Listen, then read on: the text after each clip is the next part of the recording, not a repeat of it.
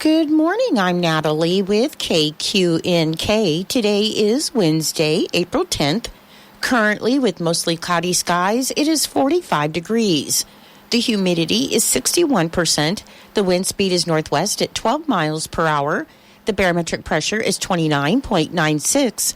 The dew point is 32 degrees, and the current wind chill is 39 degrees. It's 8:04 and time for Kansas News. Kansas Information Network News. I'm Jen Austin. A police department in Gary County is without a chief. Roxanne Stewart has more. Junction City's city manager, Alan Dinkle, in a press release, said Chief of Police John Lamb is no longer with the city. The release said the police department is still fully functional and ready to serve the community as the search for Lamb's replacement begins. As of Tuesday, he was still listed as chief on the police department's website. Lamb has been with the department for the last 4 years. There's been no word as to why Lamb is no longer with the department. I'm Roxanne Stewart. Governor Laura Kelly announced that Kansas is receiving $8.2 million to begin implementing the Kansas Digital Equity Plan. That will increase high-speed internet connectivity across Kansas. The DE plan includes digital skills training, affordable service plans, and access to broadband-ready devices with a focus on healthcare, education, and civic engagement. There's more about the implementation of the DE plan at kansascommerce.gov. This is Kansas Information Network News. Whether taking on large commercial landscapes or your own backyard, let Steel help with your pursuit of the perfect cut. Introducing Steel's zero-turn mowers for homeowners and pros. With a wide range of features and options, like our advanced four-wheel suspension system and 0% financing available, it's time to let the pursuit begin. Real Steel. Find yours at steelusa.com/zero-turn. Available at select dealers. Financing available on qualifying purchases and subject to credit approval. See dealer for details. Are you prepared for an emergency or disaster? Because it's not a matter of if, but when. Don't find yourself saying, I'll trust water bottles and a flashlight to save the day, but I'll be proved wrong. With a tornado approaching, I'll realize that I lack a wheelchair-accessible shelter. When the floodwaters rise, I'll be up in the attic with 20 cans of beans. It's a recipe for disaster. Let's prepare so we all have a better story to tell. Get started at ready.gov/older adults. Brought to you by FEMA and the Good morning. I'm Natalie Hadley with your KQNK News. Brought to you by Firebolt Ag, LLC, serving all of your chemical and fertilizer needs. In 3 weeks, senators will decide whether to give Medicaid expansion a full floor debate or block the discussion for another year. Lawmakers rush to hammer out a myriad of policy pieces, ranging from the tax code to K-12 education funding during a late-night marathon session before adjourning on Saturday for 3 weeks. During the frenzied process, Senate Minority Leader Dinah Sykes, a Lenexa Democrat, introduced a motion to pull Senate Bill 355 to the floor for consideration. The procedural move is designed to override the authority of Republican leadership who refused to allow the bill to move forward through the usual process. The Sykes motion will require approval from 24 to 40 senators, and gathering 24 votes will be an uphill battle given GOP leaders' opposition to Medicaid expansion. Senators will consider the motion after they return later this month, with a vote scheduled for April 26th. Medicaid expansion would expand health insurance coverage for lower-income families, and under the Affordable Care Act, the federal government covers 90% of the extra costs of Medicaid services in exchange for expanding eligibility to those who earn up to 138% of the federal poverty rate. Kansas is one of 10 states left that have not expanded Medicaid. This session marked the first time in 4 years that GOP leaders allowed a Medicaid expansion bill to receive a committee hearing. On Tuesday, Governor Kelly announced that Kansas is receiving $8.2 million to begin implementing the Kansas Digital Equity, or DE plan, which recently received federal approval. And this announcement solidifies the state's commitment to transform the landscape of high-speed internet connectivity and digital opportunity across Kansas. Governor Kelly said providing Kansans with the digital resources they need will strengthen our state, as the approval of the Kansas Digital Equity Plan marks a significant milestone in their commitment to closing technology gaps and knocking down barriers to affordable, accessible, high-speed internet in every corner of the state.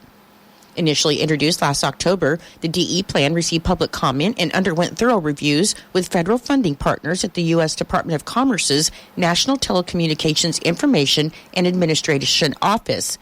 With this approval and funding from the National Telecommunications Information and Administration Office's Digital Equity Capacity Grant Program, the Kansas Office of Broadband Development will begin implementing strategies outlined in the plan to enhance digital opportunities statewide. The DE plan reflects a comprehensive strategy that includes digital skills training, affordable service plans, and access to broadband-ready devices. And it also highlights the impact of technology in critical areas such as healthcare, education, and civic engagement. The data used to determine each state's funding allocations included the total population, the number of individuals in covered populations, and measures relating to the comparative lack of availability and adoption of broadband. To access the Kansas Digital Equity Plan, you can visit kansascommerce.com. Governor Kelly announced that total tax collections in March were $760.4 million. That's $7 million more than the monthly estimate, and total tax collections are up 0.3% from March 2023. Individual income tax collections were $364.9 million, $29.9 million more than the month's estimate, and up 16% from March 2023. And corporate income tax collections were $77.1 million, $7.9 million less than the estimate, and down 24.8% from March 2023.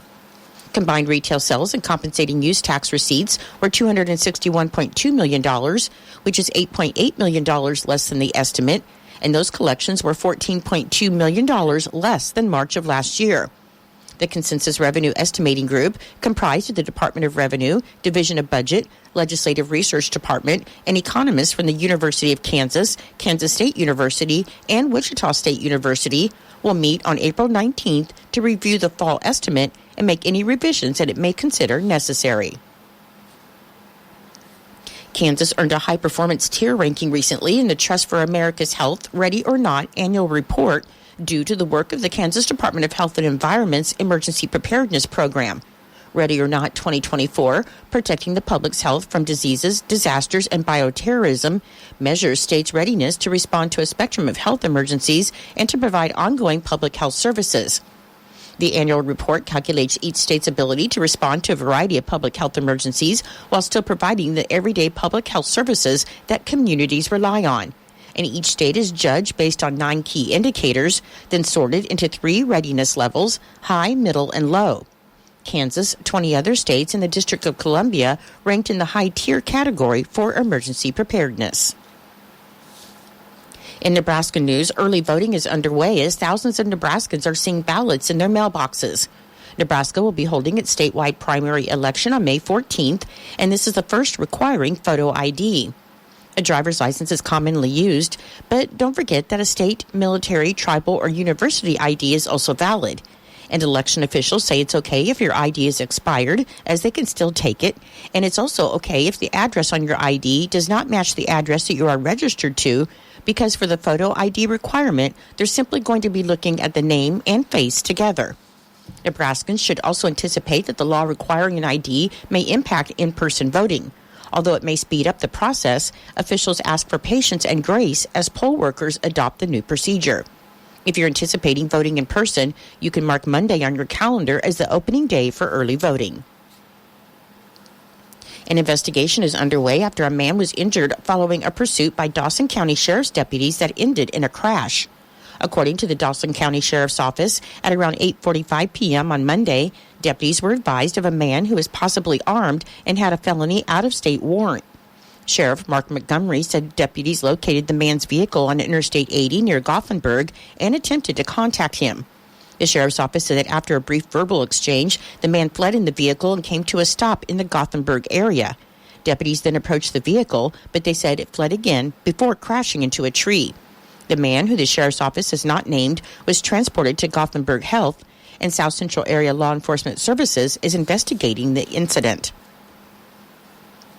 The Lincoln County Sheriff's Office reported that on Thursday at 3:30 p.m., Ashley Harvey was driving a GMC Terrain 7 miles west and 3 miles south of North Platte near the intersection of Wagon Trail Road and the Nebraska Public Power District Canal Road when she fell asleep at the wheel. She told authorities that when she woke up, her vehicle was going down a bank into the canal, and she quickly went to the back seat where her 14-month-old son was, broke out the back window, and got her and her son to the roof of the vehicle. While floating on top of the vehicle, Harvey called 911, and at the same time, Harvey's husband, Dylan, rushed to the scene after receiving a notification from the vehicle that it had been involved in a crash. Dylan reported the vehicle was fully going underwater, and his wife leaped toward the shore with their son and was pulled safely to shore. Both victims were examined by EMS, and it was determined that the only injury to either of them was a scratch on the boy's forehead. The dive teams worked with Owl's Towing of Hershey to remove the GMC terrain from the canal. The Lincoln County Sheriff's Office, the Nebraska State Patrol, EMS, the North Platte Dive Team, and the Sutherland Dive Team responded to the scene. I'll be back with more in just a moment. Firebolt Ag is a full-service fertilizer and chemical retailer. They customize products for individual farmers' needs, with the primary focus being customer profitability. Let Josh and Jack help you get the most out of your farm ground. They also provide in-house marketing with Ron Wall of Flatwater Solutions. Visit Ron in Phillipsburg or call Josh at 785-854-8484 or Jack at 308-840-2819. Firebolt Ag, your leader in agriculture. The U.S. Department of Agriculture Rural Development Kansas State Director Christy Davis has announced that $1,809,677 has been invested in renewable energy and efficiency projects to lower costs, generate new income, and create jobs for Kansas farmers, ranchers, and rural small businesses. She stated that the USDA is committed to ensuring rural Kansas is benefiting from the clean energy economy, and these investments will expand access to renewable energy while creating good-paying jobs and saving Kansas communities and businesses money. These investments are made through the Rural Energy for America program, or REAP, and this program provides grants and loans to help ag producers and rural small business owners expand their use of wind, solar, and other forms of clean energy and make energy efficiency improvements. These innovations will help to increase their income, grow their businesses, and lower energy costs. This announcement is part of a larger national announcement that includes projects in 44 states. The USDA continues to accept REAP applications and will hold funding competitions quarterly through September 30th, 2024. And the funding includes a dedicated portion for underused renewable energy technologies. For additional information on application deadlines and submission details, you can visit usda.gov. The federal program that helps pay for groceries for millions of low-income mothers, babies, and young kids will soon emphasize more fruits, vegetables, and whole grains, as well as provide a wider choice of foods from different cultures. The final rule changes for the program known as WIC were announced Tuesday by the Food and Nutrition Service and will take effect within 2 years with some exceptions. Last updated a decade ago, the new WIC rules make permanent a bump in monthly cash vouchers for fruits and vegetables, something first enacted during the COVID-19 pandemic. And among other changes, shoppers can also add canned fish, fresh herbs, and lactose-free milk to their carts. The voucher piece will take effect by June, according to officials. The WIC program served an average of about 6.6 million low-income Americans a month in 2023 at a cost of a little more than $7 billion and is designed to supplement the food budgets for pregnant, nursing, and postpartum women, as well as to feed babies and young kids up to age 5 by providing vouchers to mothers and children who qualify and specifically listing the amount and types of food they can buy. However, officials have said only about half of those eligible are enrolled in the supplemental nutrition program for women, infants, and children. Food plans in the program are based on recommendations from the National Academies of Science, Engineering, and Medicine and the federal 2020-2025 Dietary Guidelines for Americans. Kansas State University research and extension agents are alerting western Kansas farmers and landowners to begin looking for a common springtime pest, the army cutworm, which is starting to make an appearance in some wheat and triticale fields in the far western region of the state. And Anthony Zuckoff, an entomologist at K-State, said the army cutworm is one of the first pests that producers need to start looking for in the spring. Army cutworms are also commonly known by their adult name, Miller moths. And Zuckoff said adult moths fly from the Rocky Mountains into western Kansas from late summer into fall, and the moths spend 2 months laying eggs in fields, especially those that are freshly cultivated or seeded, which then begin hatching in the spring. K-State entomologists report that female miller moths can lay up to 1,000 eggs, and the cutworm larvae subsist on crop leaves until they grow into adult moths. Your menu today for Eisenhower Elementary School. For lunch, you'll be having chicken supreme, green beans, baby carrots, fruit cocktail, and milk. For Norton Community High School and Junior High, your lunch today will be hamburgers, fruit, and milk. And for Northern Valley Schools, your lunch today will be barbecue beef, bun, potatoes, vegetable, and fruit. I'm Natalie Hadley. Your KQNK News was brought to you by Firebolt Ag, LLC, farmers helping farmers to succeed. You can contact Firebolt Ag today to get the most out of your farmland. Your KQNK weather forecast is being brought to you by Hinkle Termite and Pest Control, your Norton experts for all of your pest control needs. Your forecast for today, it should be mostly sunny with a high near 69 and a west wind of 5 to 15 miles per hour, which should become north in the afternoon.